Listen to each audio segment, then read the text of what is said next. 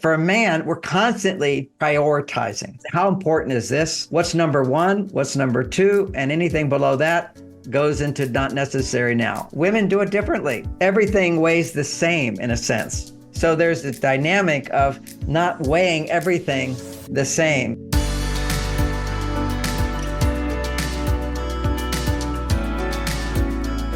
Men will say, okay, what's the most important? Not going to do it. And that's why often men forget to do the little things, is because we're doing the big thing. You know, I'm working hard to make money. That's the most important thing. So everything below that becomes unimportant. Now, when we're courting a woman, dating her, falling in love with her, we're not really ready to give the big stuff. So all we're willing to do is the little stuff. And that's what opens women up, is lots of little stuff.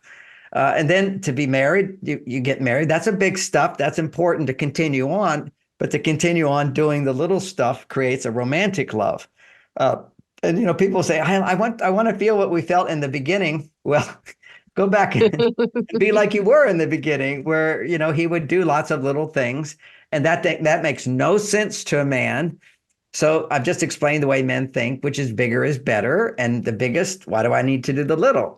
And when you complain about something little, we go, but I do all this big stuff. It's so insulting for you to complain about the little.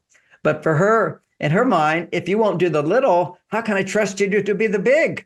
See how from either perspective, so it's a misunderstanding. And so we can create dynamics to bring that, to create those hormones. And I think one of the most popular ideas of the book, Men Are From Mars, and by the way, most of these ideas we're talking about here is that beyond Mars and Venus, I talk about all the hormones and how man can help a woman come back to her female side, what a woman can do to boost a man's male side.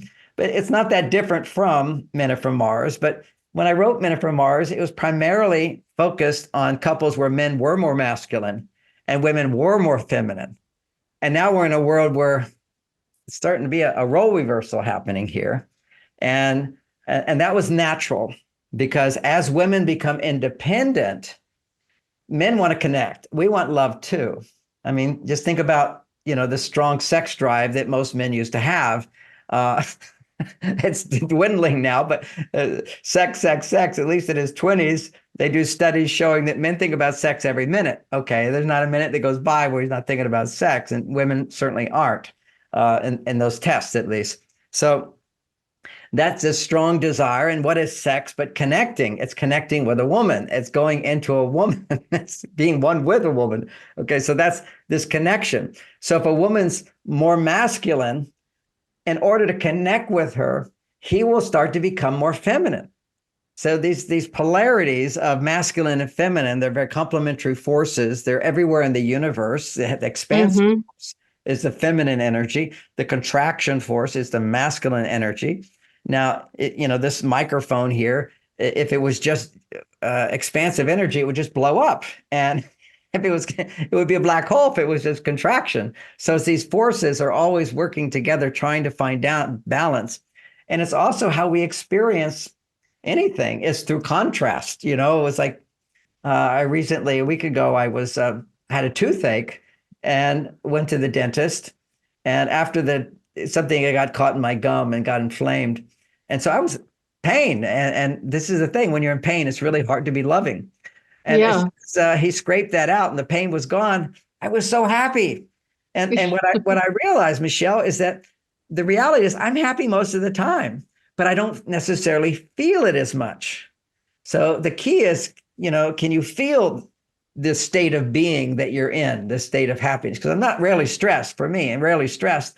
So it's like I had to contrast of feeling the pain to go, oh, this is how I feel. I feel happy. And so there's this contrast. If if you get into a warm bath, it feels so good getting in. But if you just stay still, you won't feel the warmth after a while. So you have to move the water a bit and have contrast of more or less. That's how we're allowed to feel. Now, when we bring that whole idea into sex and making love, what I have found, particularly for men, which then has an effect on women, which is when a man has sex with a woman, that's when he will feel the most. he will feel pleasure the most. And so it's a little discipline that I teach called Enlightened Sexuality, which is, and now at this time when you're able to feel more than any other time, feel the love that's in your heart and share that with your partner. Express that to your partner.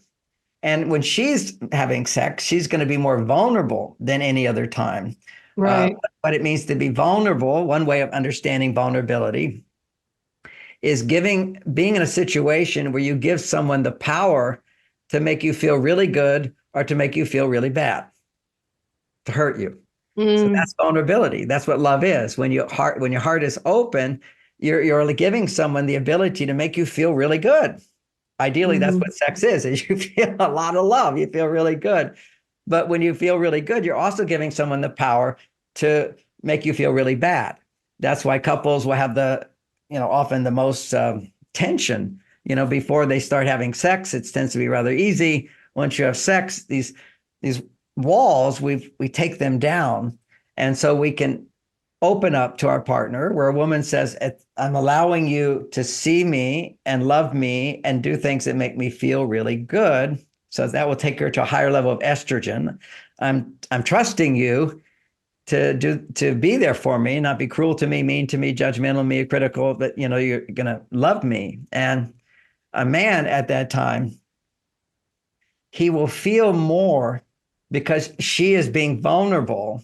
That allows him to feel more. And because it's so pleasurable, it allows him to feel more. So it's learning how to focus the attention for a woman on how to be more vulnerable, for a man how to be more expressive of his love through his touch, through his words, through his interaction, and by feeling love.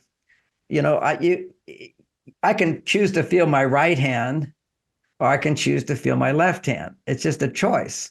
I can choose to feel, oh, more and more pleasure. Oh, this pleasure feels so good. That's kind of like this ice cream tastes so good. I love ice cream, but that's different kind of love from I love my partner.